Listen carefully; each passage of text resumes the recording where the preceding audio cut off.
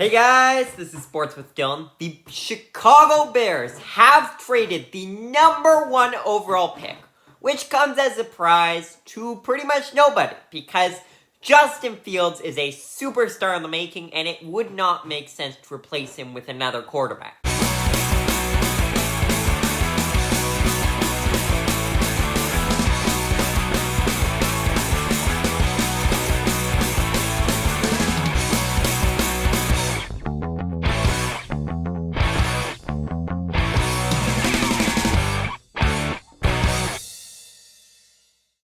The Carolina Panthers were the team that received the #1 overall pick. In exchange, the Chicago Bears received the Panthers' 2023 first-round pick, which is 9th overall. Their 2024 first-round pick, their 2023 second-round pick, their 2025 second-round pick, and biggest of all, and most unexpectedly, the thing that I'm going to dive in quite a bit in this video, superstar wide receiver DJ Moore. Ryan Poles has been the general manager of the Chicago Bears for just over a year now, about 13 months. And I have hated him this whole time. It started off by trading away Khalil Mack for a second-round pick. That sort of made sense to me, and with Khalil Mack's injuries, I think that was a fair return. But it slowly got worse because they didn't do a thing in free agency. Sure, they're not expecting to contend this year or anything, but protect Justin Fields. That is the one thing I've been saying for years now. A year now. Not years, but 1 year now. Justin Fields is a superstar in the making. When I watch him, I am awed. But you need to get your star young quarterback some protection.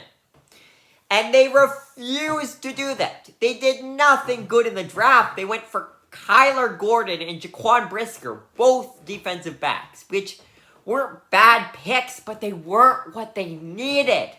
As I mentioned, they did nothing in free agency. They lost the Bears' top weapon in Allen Robinson. They did nothing throughout training camp at all. They just let Justin Fields sit there, get absolutely beaten up. Then the season starts, and they finally trade Robert Quinn for only a 4th-round pick. They could have gotten way more for him, especially if they had traded him earlier. Should have gotten a 2nd-round pick at least. Then they traded away Roquan Smith, again for only a 2nd-round pick. And look what he did. Sure, Robert Quinn didn't do much when he went to Philadelphia. But Roquan Smith absolutely broke out. They would have been way better off keeping him for a bit longer than trading him. They probably could have gotten, honestly, a 1st-round pick based on what his production is at now. And then they traded a 2nd-round pick for Chase Claypool, which I like in the fact that the Bears obviously need to get Justin Fields some weapons here. But on the other hand, it still seems like a bit much for a receiver that's not that great. I think they could have stretched a bit more.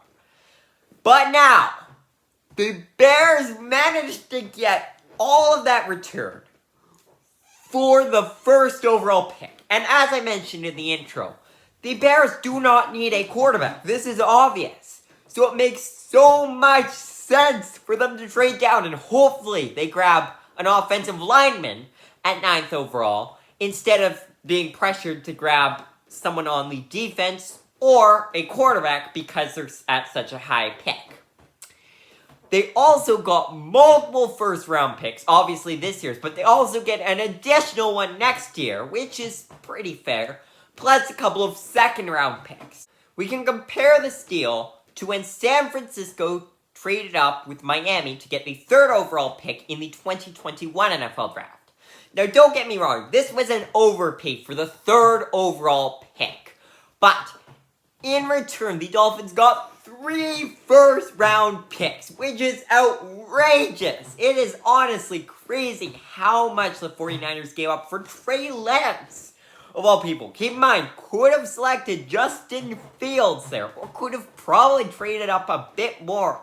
I'm not sure. I bet you the Jets would have been willing to budge if given that price. 3 1st-round picks, that is amazing. Jaguars may have not moved for Trevor Lawrence, but after that, I'm sure for that much they could have gotten the second overall pick and then gone for, well, Zach Wilson hasn't turned out any better. But my point being, the amount they were giving up, they probably could have gotten way more. Like, think Deshaun Watson got 3 first-round picks, and that was an overpay.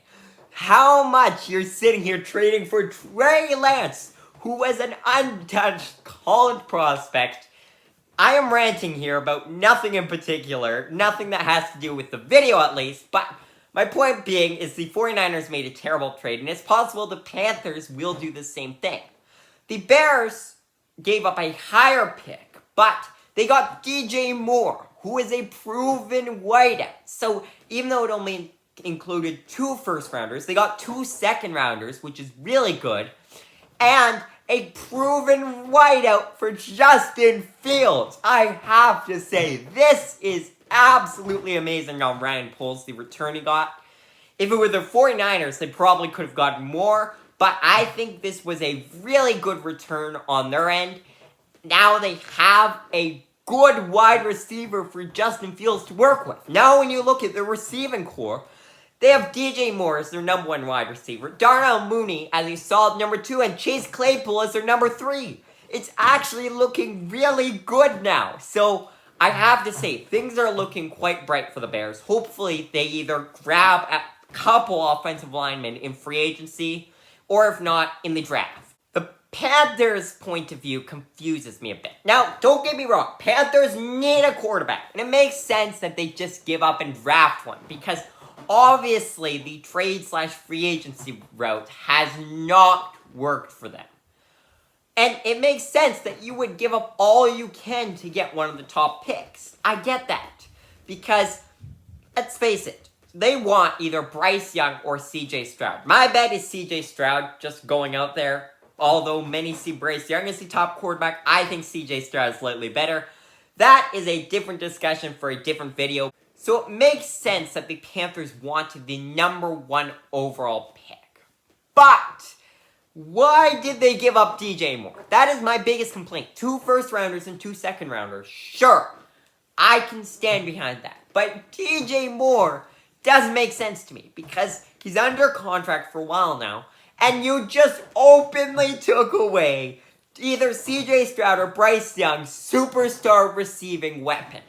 Who do they have at receiver now? The answer is Terrace Marshall Jr., which means they have no solid wide receivers or tight ends or even running backs. Honestly, they have no weapons for whoever's stepping in here.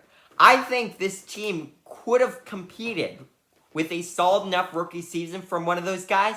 They could have competed for the top seed in the division because they're in a weak division. They have a strong defense and they have a solid team. But now without DJ Moore, who the heck is CJ Stroud / Bryce Young supposed to throw to here? I am not sure. Obviously, they'd have to go for one in the second round, right? But wait, they don't have their second round pick because they just traded it away. So I am very, very puzzled about this. In recent days, quite a few wide receivers have been released. Now, they're veterans, and you're not going to find someone as quality as DJ Moore. But they might be able to find a solid number 1 option for CJ Stroud / Bryce Young. But I'm not sure. It feels like they would have been way better off giving up another second-round pick, probably. Or even a first if it meant keeping DJ Moore. It's unlikely that they're going to be able to find someone of DJ Moore's caliber right away. Now, sure, DJ Moore wasn't a top 5 receiver in the league, but he's always a solid number 1 option. And that's really what teams want. That's what the Bears got. And now, the Panthers just don't have. So all in all, I think the Bears did amazing here, and I think the Panthers did pretty well. I like how this franchise is going. I like the future they're looking into, and I'm excited to see either CJ Stroud or Bryce Young on this team. Or maybe they'll shock us and go for Anthony Richardson. But I would say that would be a huge mistake, and that would make me mad.